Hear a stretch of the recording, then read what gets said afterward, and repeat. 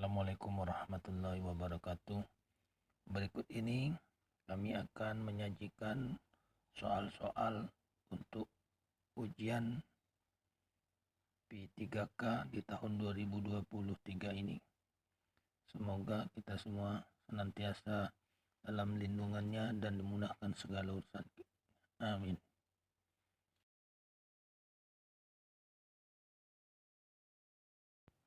Soal nomor 1. Dengan dibangunnya bendungan atau waduk di bagian hulu sungai, maka kemungkinan terjadinya banjir pada musim hujan dapat dikurangi, dan pada musim kemarau, air tertampung tersebut dapat dimanfaatkan untuk berbagai keperluan, antara lain untuk pembangkit listrik tenaga air, untuk irigasi lahan pertanian, dan lainnya. Tidak hanya berfungsi seperti yang disebutkan di atas, waduk juga bisa memiliki fungsi secara ekonomi, yaitu A.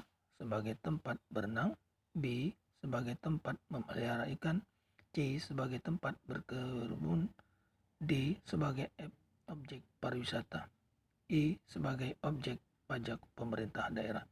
Maka jawaban di sini adalah D, yakni sebagai objek pariwisata. Kemudian nomor 2. Dampak pengeboran air tanah dekat pantai, yaitu kecuali A. air tanah menjadi makin turun, B. air asin masuk ke tanah dan bercampur, C. amblasnya permukaan air tanah, D. air tanah semakin melimpah, E. air asin bertambah sedikit. Dan kunci jawaban atau jawaban yang tepat dalam pertanyaan nomor 2 ini adalah D. air tanah makin melimpah. Nomor 3. Sebagai negara yang besar, Indonesia juga memiliki keanekaragaman budaya yang tersebar dari Sabang hingga Merauke. Perbedaan tersebut kemudian mengakibatkan adanya akulturasi budaya. Berikut yang merupakan pernyataan yang benar mengenai akulturasi budaya adalah A. Dua kebudayaan berbeda menjadi satu tetapi tidak diterima masyarakat. B. Dua kebudayaan berbeda menjadi satu hingga menghilangkan ciri dari masing-masing budaya. C. Dua kebudayaan berbeda menjadi satu tetapi tidak menghilangkan ciri dari masing-masing budaya. D. Menggabungkan budaya berdasarkan pengikut dari wilayah sekitar yang terdekat. E. Penggabungan seluruh budaya yang ada di Indonesia. Maka jawaban dari pertanyaan ini adalah C. Dua kebudayaan berbeda menjadi satu tetapi tidak menghilangkan ciri dari masing-masing budaya. 4. Saat ini telah dikenal konsepsi mengenai pengembangan komunitas atau community development. Berikut yang merupakan pernyataan yang benar mengenai community development adalah A. Pengembangan komunitas hanya bisa dilakukan pada ruang lingkup pedesaan. B. Komunitas development diimplementasikan hanya melalui CSR atau Corporation Social Responsibility. C. Pengembangan komunitas bertujuan untuk meningkatkan partisipasi masyarakat. D. Hanya bisa dilakukan pada masyarakat dengan mayoritas generasi milenial. E. Tidak bisa dilakukan tanpa suntikan anggaran dari pemerintah. Maka jawaban dari pertanyaan berikut ini adalah C.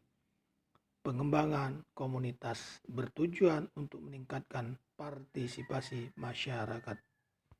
5.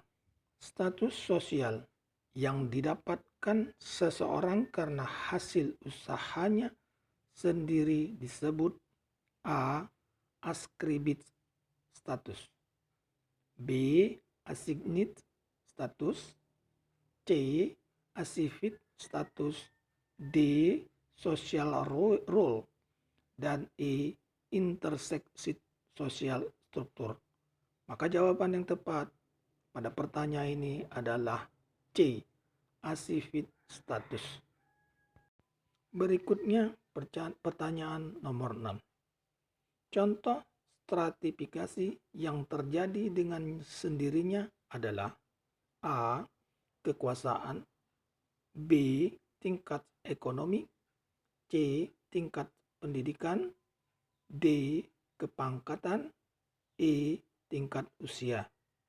Maka jawaban yang tepat dalam pertanyaan nomor 6 ini adalah E. Tingkat usia. Pertanyaan nomor 7. Seseorang mempunyai pengaruh tertentu dalam masyarakat sehingga dihormati akibat kedudukannya dalam masyarakat tersebut. Hal tersebut menunjukkan adanya pengaruh dari A. Peranan sosial, B. Status sosial, C. Konflik sosial, D. Hubungan sosial, E. Pola sosial. Maka jawaban yang tepat dalam pertanyaan nomor 7 ini adalah B, yakni status sosial. Pertanyaan nomor 8. Stratifikasi sosial dikatakan bersifat terbuka apabila A. Sering terjadinya perubahan status dan peranan, B. Lapisan masyarakat bawah diberikan pendidikan, C. Selalu terjadi perubahan kriteria penilaian, D. Ada kesempatan untuk berpindah ke lapisan yang lainnya, E. Diperbolehkan adanya golongan yang memisahkan diri. Maka jawaban yang tepat dalam pertanyaan nomor 8 adalah D. Kesempatan untuk berpindah ke lapisan yang lainnya. Pertanyaan nomor 9. Faktor-faktor yang dapat menghambat tercapainya integrasi sosial antara lain A. Fanatisme yang berlebihan, B. Persaingan sehat, C. Konsensus nasional, D. Perbedaan ide atau gagasan, E. Perbedaan jenis kelamin. Jawaban yang tepat dalam pertanyaan nomor 9 ini adalah A. Fanatisme yang berlebihan. Pertanyaan nomor 10.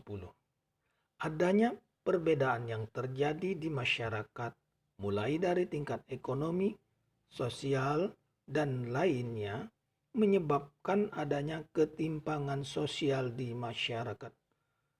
Berikut yang merupakan kondisi yang menggambarkan ketimpangan sosial adalah A. Bapak Budi mengajar sebagai guru di sekolah negeri dan Bapak Yanto mengajar sebagai guru di sekolah swasta. B. Ayah Dina bekerja sebagai arsitek di sebuah perusahaan multinasional, sedangkan tetangganya masih menganggur. C. Si Ayu memiliki dialek Jawa dalam bercengkrama sehari-hari, sedangkan Dandi memiliki dialek khas Papua dari tempat kelahirannya. D. Meskipun Ibu Nina dan Ibu Seto memiliki profesi yang berbeda, namun rata-rata penghasilan mereka tidak berbeda jauh. E. Meskipun Pak Haris seorang komisaris, sedang Pak Dendi pedagang, pelayanan publik di sebuah kelurahan A tetap sama, yaitu layanan diberikan berdasarkan nomor antrian. Maka jawaban yang tepat dalam pertanyaan nomor 10 ini adalah B. Ayah Dina bekerja sebagai arsitek di sebuah perusahaan multinasional, sedangkan tetangganya masih pengangguran. Demikianlah apa yang bisa kami bagikan. Semoga apa yang kami sajikan ini bisa memberi kemudahan dan membantu dalam uji kompetensi atau ujian untuk P3K di tahun 2023 ini. Dan semoga Allah Subhanahu wa Ta'ala, Tuhan yang Maha Esa, memberi kita kemudahan dalam segala hal. Amin ya rabbal alamin. Wassalamualaikum warahmatullahi wabarakatuh.